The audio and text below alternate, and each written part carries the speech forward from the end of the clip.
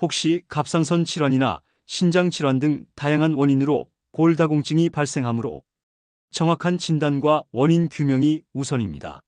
병원에 가도 별 차도가 없으셨다면 딱 10분만 이 영상을 보세요. 만약 당신이 지금까지 칼슘 영양제만 먹으면서 골다공증이 나아질 거라고 생각하고 계셨다면 이 영상을 끝까지 보시길 강력히 권합니다. 왜냐하면 골다공증 환자 10명 중 3명은 다른 숨겨진 질병 때문에 뼈가 약해지는 것이기 때문입니다. 제가 15년간 내분 비내과에서 근무하면서 만난 수많은 환자들을 보면 대부분 골다공증 자체에만 매달려 있었습니다. 하지만 진짜 원인을 찾아 치료한 환자들은 놀라운 변화를 보였어요. 특히 작년에 제게 온 김모 씨는 5년간 골다공증으로 고생했는데 갑상선 기능 항진증을 먼저 치료하고 나니 6개월 만에 골밀도가 정상 범위로 회복되었습니다. 이것이 바로 이 영상에서 알려드릴 핵심 내용입니다. 이 영상을 끝까지 시청하시면 골다공증에 숨겨진 진짜 원인 5가지와 근본적인 치료법을 알게 되실 겁니다.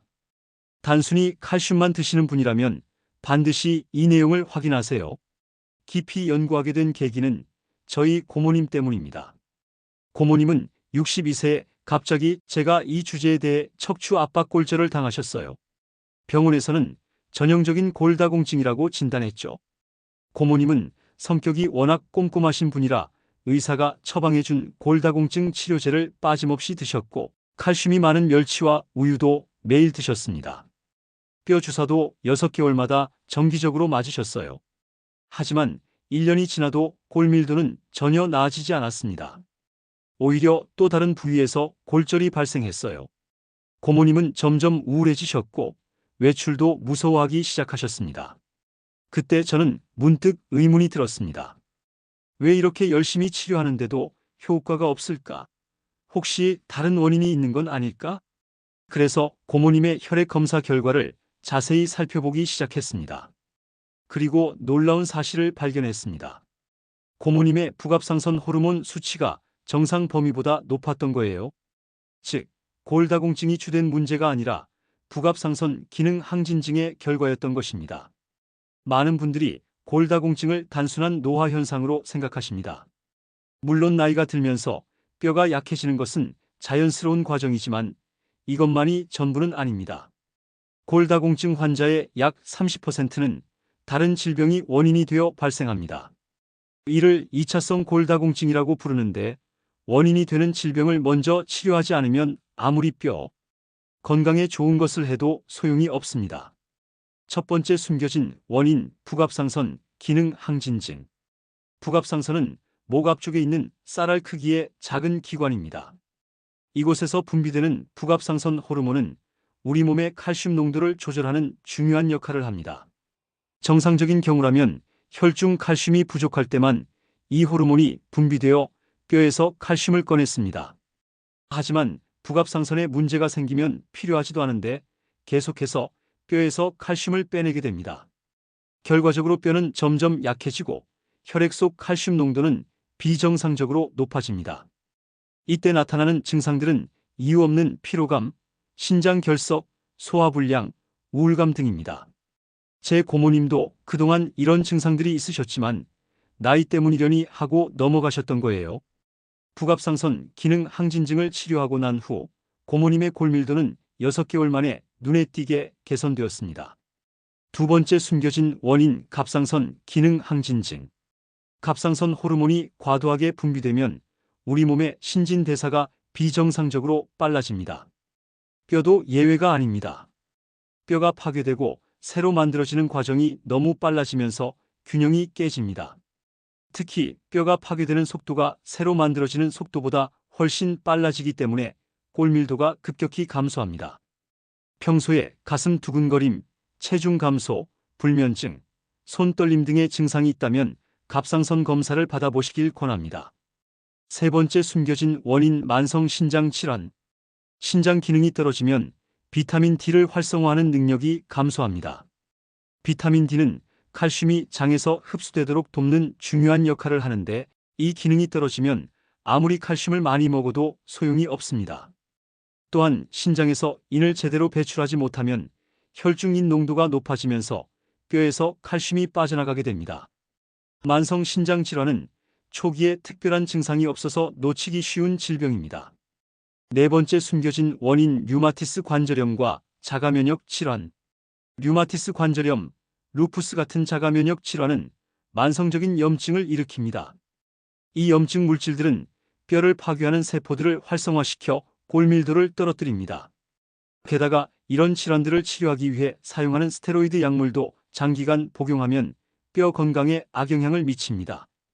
관절 통증과 함께 골다공증 증상이 있다면 반드시 류마티스 검사를 받아보세요.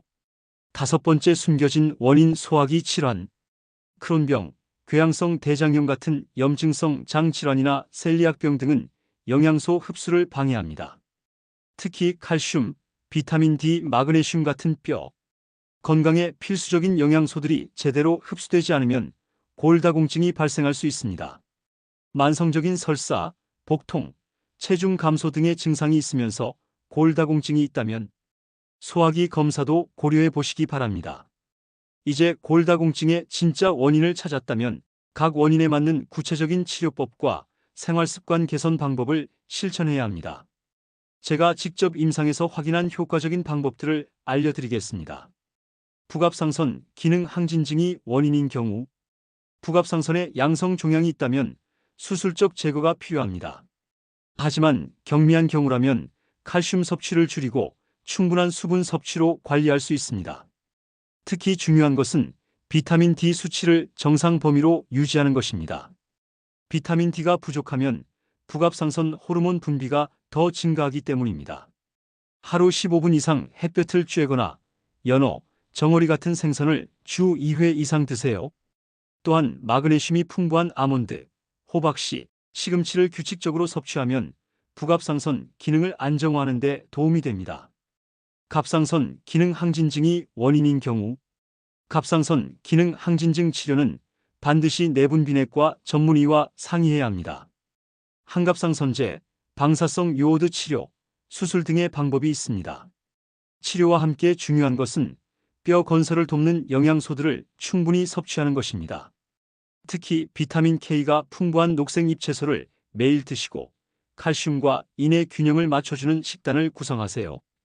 브로콜리, 케일, 양배추 같은 십자화과 채소는 갑상선 호르몬 생성을 조절하는 동시에 뼈 건강에도 도움이 됩니다. 단, 생으로 드시지 마시고 반드시 익혀서 드세요. 만성 신장 질환이 원인인 경우 신장 기능이 떨어진 경우에는 단순히 칼슘을 많이 드시면 안 됩니다. 오히려 혈관 석회화를 일으킬 수 있기 때문입니다. 대신 신장에서 활성화된 비타민 D 보충제를 복용하고 인 섭취를 제한해야 합니다. 가공식품, 탄산음료, 유제품의 과도한 섭취를 피하고 신선한 채소와 과일 위주의 식단을 구성하세요.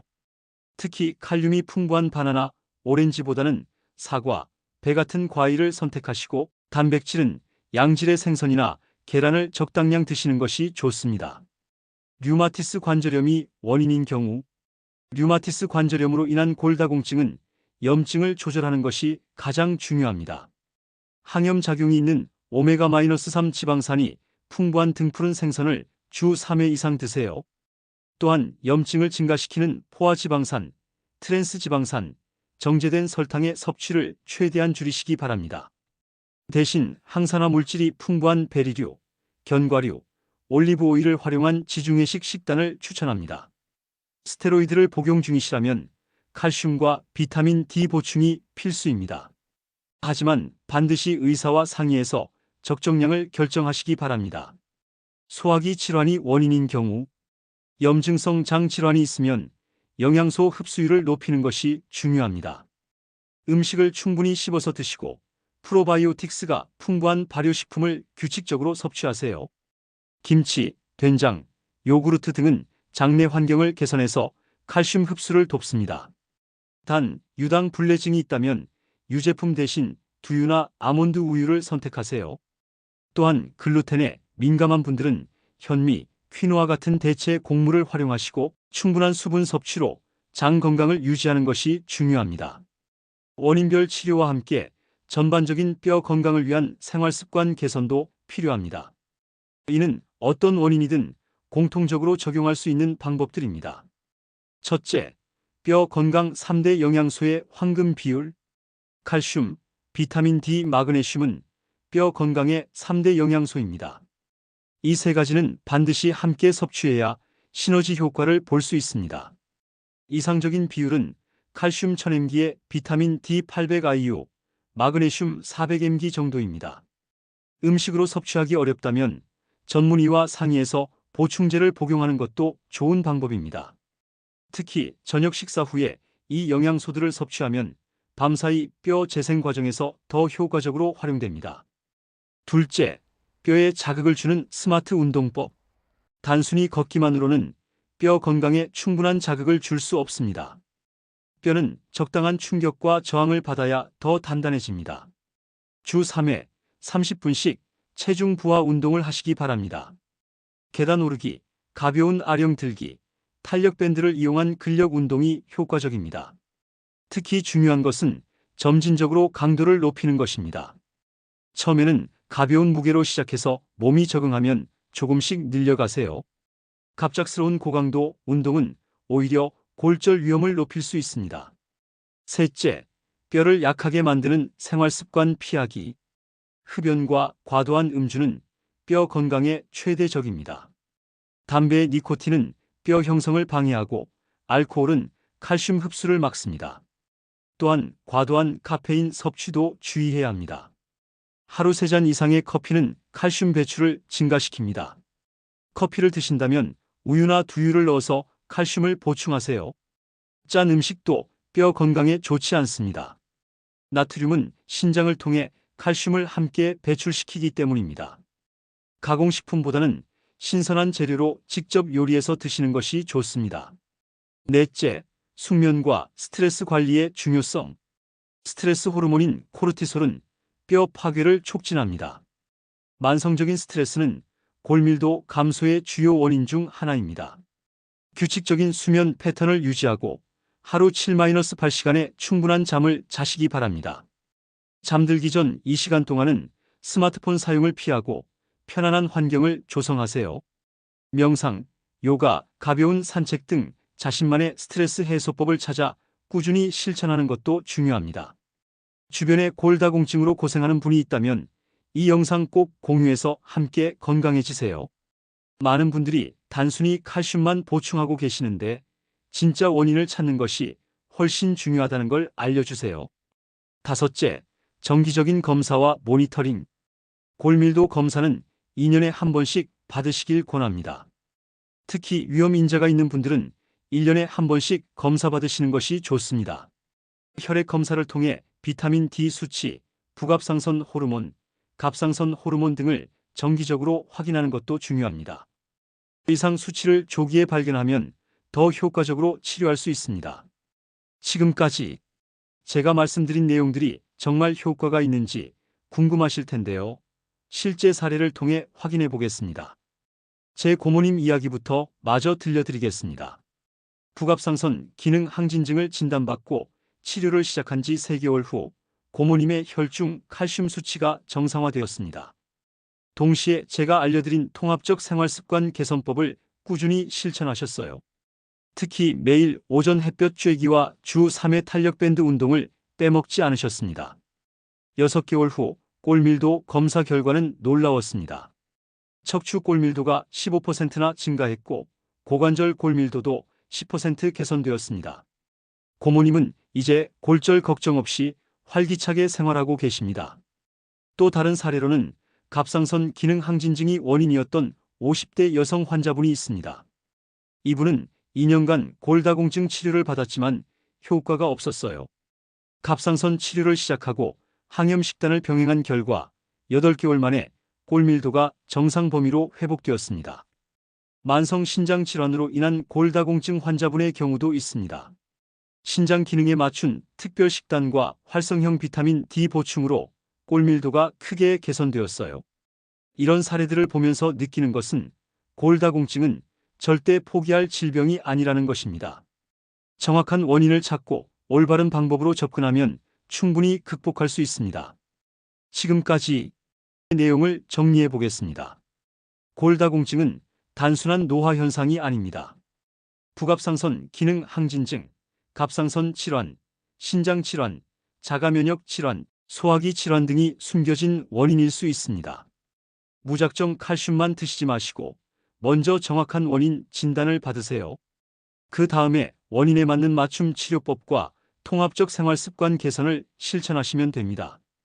특히 중요한 것은 뼈 건강 3대 영양소의 균형 잡힌 섭취, 적절한 체중 부하 운동, 생활 습관 개선, 정기적인 검사입니다. 제 고모님처럼 여러분도 충분히 건강한 뼈를 되찾을 수 있습니다. 골다공증 진단을 받았다고 해서 절망하지 마세요. 올바른 지식과 꾸준한 노력이 있다면 얼마든지 개선할 수 있습니다. 이 영상이 골다공증으로 고생하시는 모든 분들께 희망의 메시지가 되기를 바랍니다. 더 많은 분들이 이 정보를 알 수 있도록 구독과 좋아요, 그리고 주변 분들에게 공유 부탁드립니다. 건강한 뼈로 활기찬 인생을 살아가시길 응원합니다. 감사합니다.